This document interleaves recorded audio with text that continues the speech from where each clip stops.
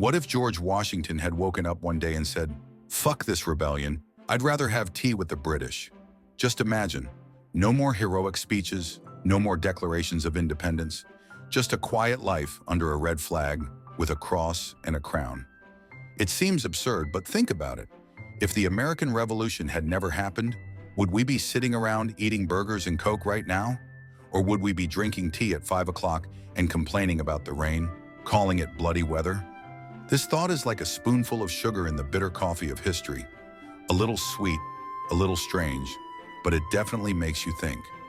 The topic of what if is not just a game for historians with an excess of imagination. It's a chance to look into a parallel world where everything went differently and understand how fragile the decisions that shaped our reality were. Imagine, no Star-Spangled Banner, no presidents in wigs, and Thomas Jefferson might not have written the Declaration, but angry letters to London about the bad roads in Virginia. Is it funny? A little bit. But this irony hides something interesting. If the colonies had not broken away from Britain, the whole world might have looked different, from the borders on the map to what we eat for breakfast.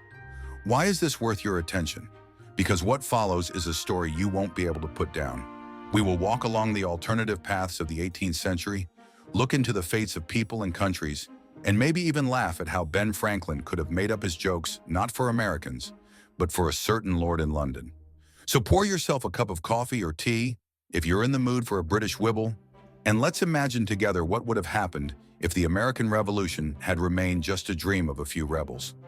Believe me, it will be more interesting than another series about detectives. So, it's 1776.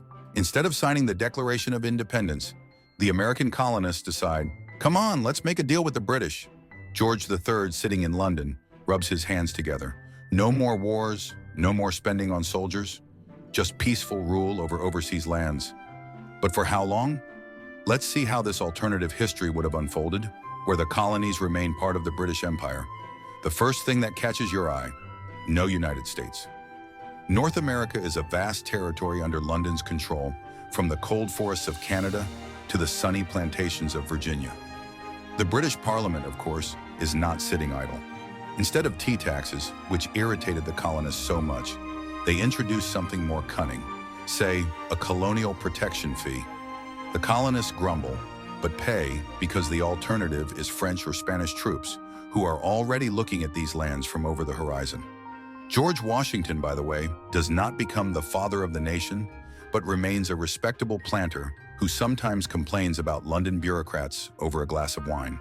These guys in wigs think they know how to live 3,000 miles away, he grumbles, but he doesn't take a sword. What about the other key players? Thomas Jefferson, instead of writing about freedom, perhaps becomes a lawyer for the colonists and the crown.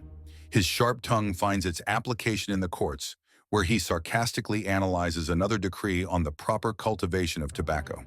Ben Franklin, this eternal inventor, does not print patriotic pamphlets, but travels to London to impress the lords there with his experiments with electricity. My lord, imagine, lightning in a bottle instead of candles, he says, and the British aristocracy applauds, although they do not fully understand what he is talking about. But the main thing is the political landscape. Without a revolution, Britain has a stronger grip on its colonies, but this does not mean that everything is calm. In the 19th century, when the idea of democracy began to buzz in Europe, the American colonies became a center of discontent. Instead of a war for independence, reforms appear here, slow, bureaucratic, but inevitable. London, in order to maintain control, gives the colonies more rights. A local parliament in Philadelphia, for example, where they argue about everything from taxes to whether dogs should be allowed to walk without leashes. The irony is that these colonial parliaments are becoming as ungovernable as the British one, but without the loud shots. And what about the world around us? Without the United States, France is not getting the boost that the American victory gave it.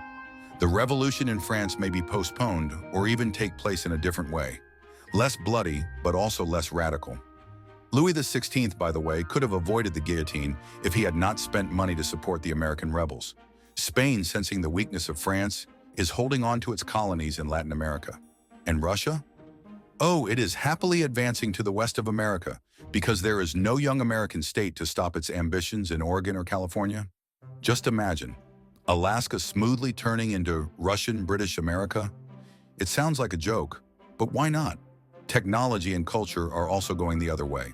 Without the American freedom of experimentation, the Industrial Revolution is centered in Britain. Manchester and London become even bigger factory monsters, and the colonies become raw material appendages. But there is a nuance. American inventors, such as Franklin or later Edison, work under the British flag. Perhaps electricity or steam engines appear a little earlier, but with an emphasis on imperial greatness. The culture becomes more British. Instead of cowboy legends, there are novels about gentlemen planters, and instead of the blues, there are melodies for piano in the style of Tea Party. But the most interesting is the 20th century. Without the United States as a separate power, World War II looks different. Britain, with its enormous colonial resources, becomes a major player. But will it have the strength to confront Germany or Japan? Perhaps the world is divided between Britain and Russia, and the Cold War is not between capitalism and communism, but between imperial democracy and autocracy. It is ironic that in this world we could complain not about American imperialism, but about British superiority with the same newspaper cartoons, but with a cup of tea in the hands of the cartoon lord. How would wars and conflicts have changed without American influence? Imagine the 19th century. Napoleon, with no allies overseas to distract Britain, faces an even more powerful empire. The British colonies in America become not only suppliers of resources, but also a springboard for armies. Imagine a redoubt in Boston, from where ships are sent against the French fleet. The irony is that Napoleon would probably call these American lands the second front of my defeat, and British generals drinking tea on Georgia plantations would boast how these colonists have finally learned to fight like human beings. Without a separate American state, wars in the New World become rare. All conflicts are resolved in Europe, and the colonies remain in obedient rear. Now let's look at everyday life. Without the revolution, American culture would not have known the explosion of individualism that Hollywood or jazz gave the world. Instead, imagine cities like Philadelphia or New York as London's little brothers, cobblestone streets, pubs instead of saloons, and no Wild West because Britain keeps everything under control. Local poets write odes to the crown, not calls for freedom, and even fashion remains conservative. Wigs and frocks lasted until the mid-19th century. It's funny to think that some farmer from Pennsylvania, instead of dreaming of his own land in the West, complains to his neighbor, "Those lords in London have raised the wool duty again. Soon I'll be shearing sheep with my bare hands." But this calm British America has its own charm, a measuredness that would never have allowed the frantic rhythm of the modern United States to be born. So what do we have in this alternative history? A world where there is no United States, but there is a huge British Empire that stretches from London to Louisiana. George Washington is quietly living out his days with a book about gardening. Thomas Jefferson is writing sarcastic letters to Parliament, and Ben Franklin is entertaining London lords with stories about kites. France avoids revolutionary chaos, Russia rubs its hands together in Alaska, and we may not be joking about soccer, but we are serious about it. It's just another British tradition. This story shows how a single turn, a decision not to rebel, could reshape everything from borders to the way we joke about the weather. It's funny to imagine that instead of Independence Day, we would celebrate Crown Loyalty Day, drinking tea and complaining about taxes. But behind this laughter lies the thought that our world is a shaky structure built on chance and choice. If the colonies hadn't taken the risk, we could be living in a different reality, not better or worse, just different. So what do you think? Did you enjoy thinking about how history would have turned out without the American Revolution? If so, please like the article. It's a sign that you like such what-ifs. And subscribe because there are many more stories ahead that you won't be able to put down. Let's figure out together how the world would have turned out if someone had once drunk tea instead of throwing it into the harbor. See you in the next story. And don't forget to check if you have a stash of British tea somewhere.